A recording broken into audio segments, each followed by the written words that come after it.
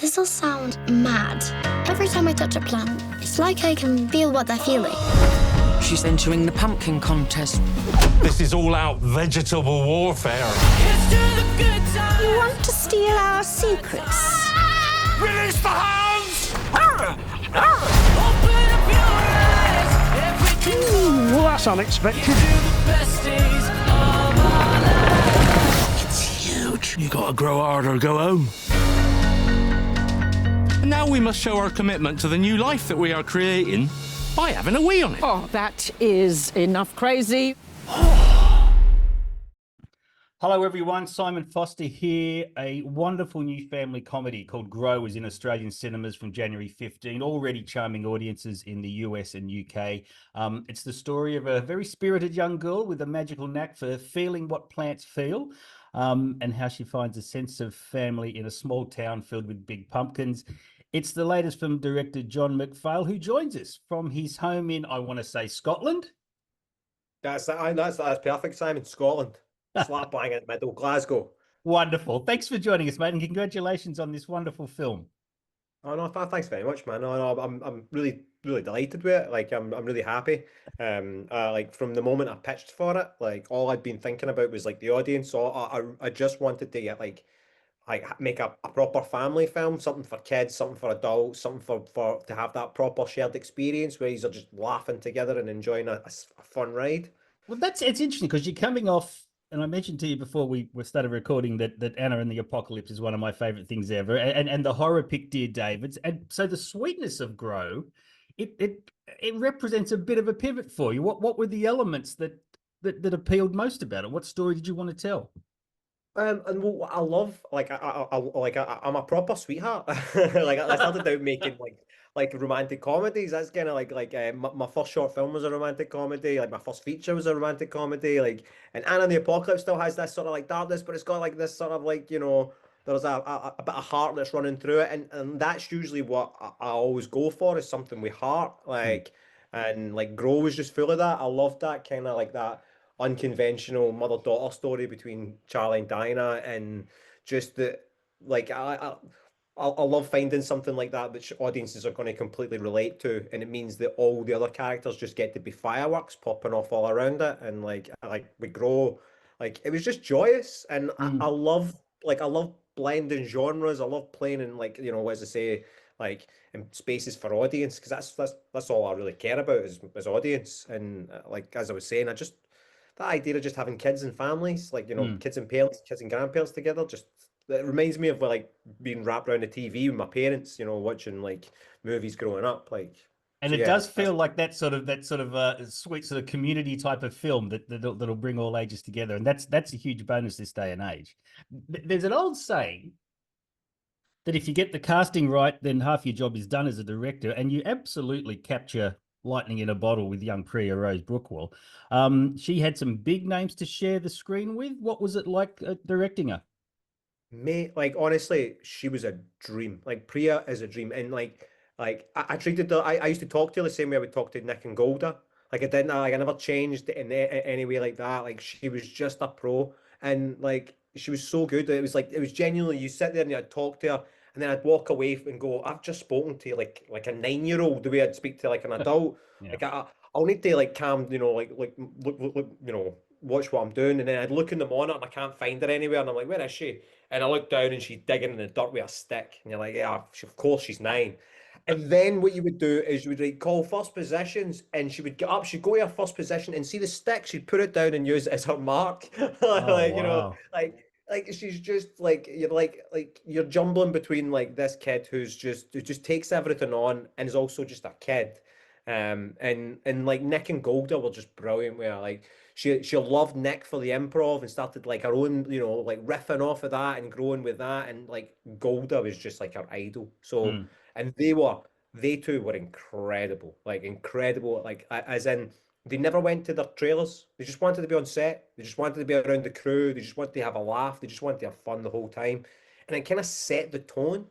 Like the kid that comes in and just rocks it, like the two stars that are just so cool, so easy going, that like everybody that came onto that set just had a ball. We had a blast. Like honestly, it was a laugh every day at work. you know, on top of that, special shout out for casting Joe Wilkinson, who's surely one of the funniest men on the planet. And you've got Alan Carr in there, and you've got Jane Horrocks in there. So I'm hoping it was a blast to make. These people aren't horrible, are they? No, no, absolutely not. Like I had that fear about getting in, and like have to have an ego and having to work around things.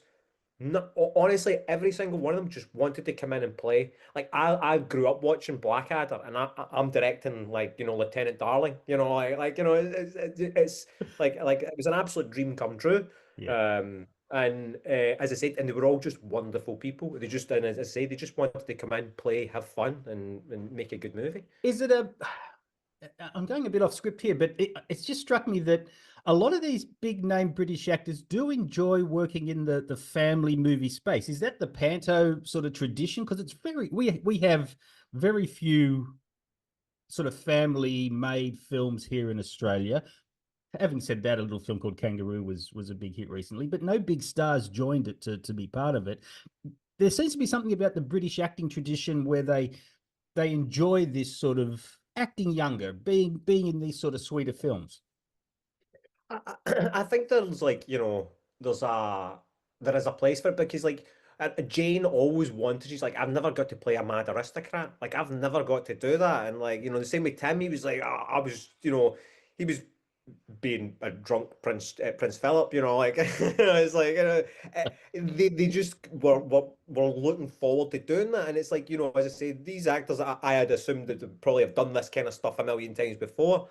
Were just kind of like so up for it. But you're right, like in the UK we do have that sort of tradition of like panto and sort of things.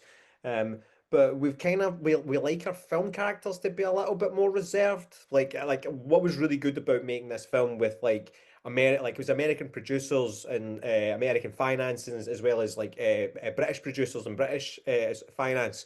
So I had this push and pull with the comedy. Like when I shot it, I would always sort of try and do like like the way we blocked it, and then either crank it up or dial it back, so that in the edit I had that ability to just to shift it here and there.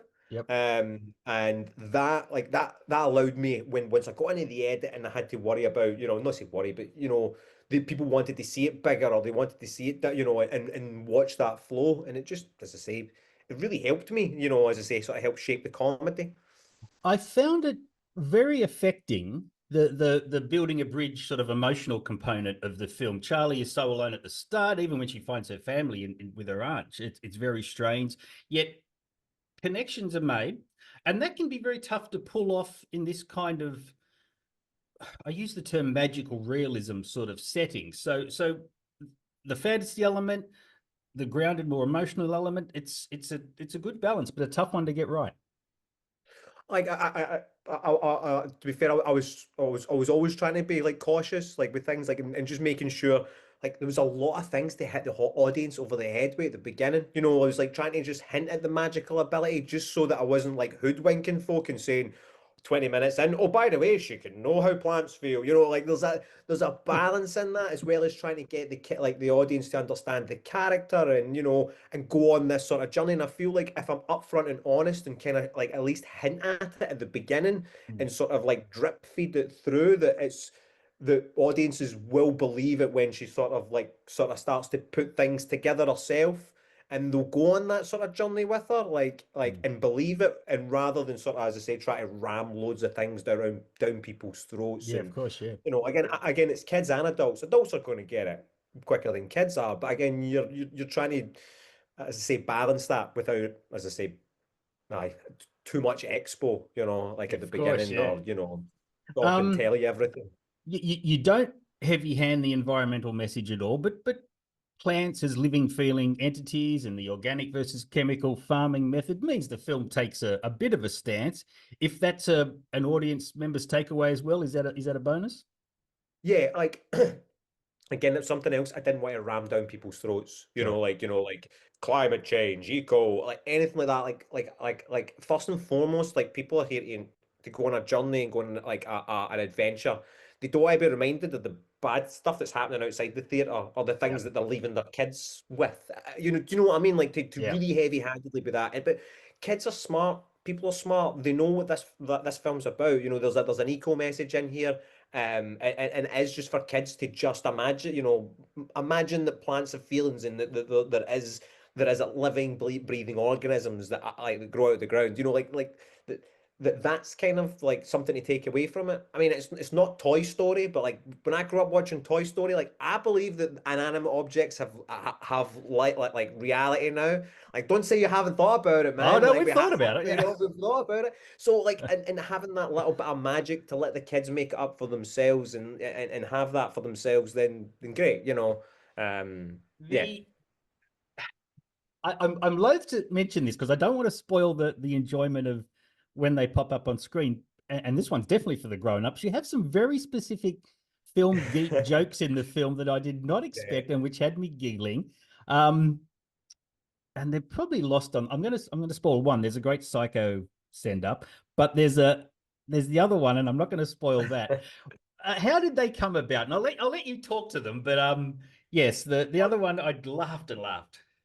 Like so they were in the script and like, but I'm such a fan. I'm such a big horror fan, you know, and the Yeah. thought of being able to play into some of these, and well, obviously one's not a horror, but oh, like because it's frightened kids. It really it frightens kids. I done test screenings and stuff, and like the thing that they didn't like was the thing in the bed, right? They were Ah, like, oh, that, like, oh. But parents are laughing because they see it, they get it right yep. away, and.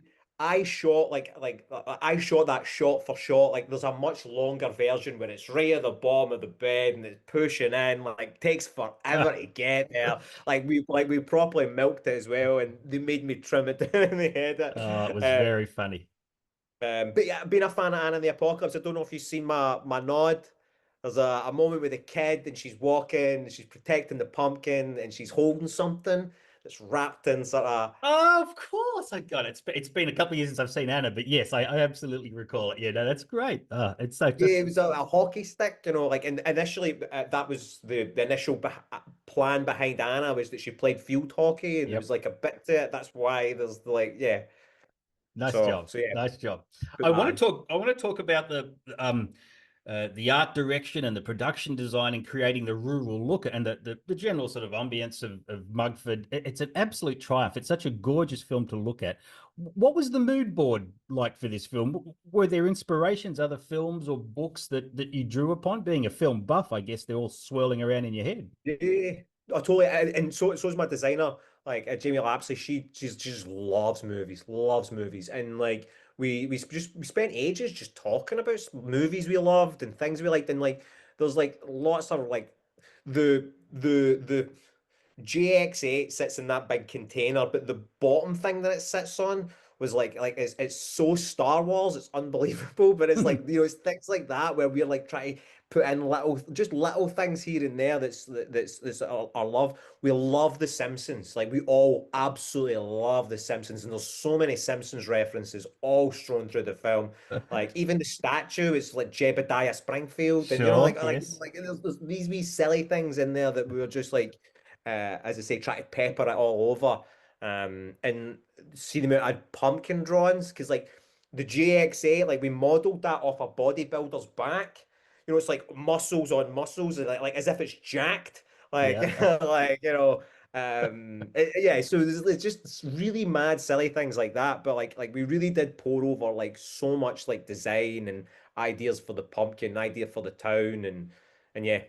It looks Um, beautiful, and it's great that the just the buoyant sense of cinema and the buoyant sense of joy that comes through with this film is quite the achievement, mate. Finally, I want to say, are you copping any grief from Morton, Illinois, which is home to a processing plant that produces 85% of the world's canned pumpkin? And I've done my research. They were officially named way back in 1978 as the pumpkin capital of the world. Is it with lawyers, and can you comment?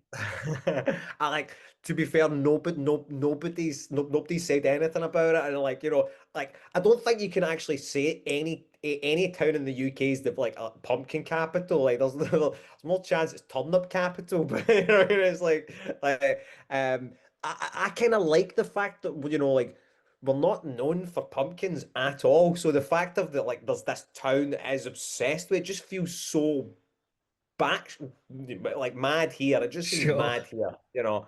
Yeah.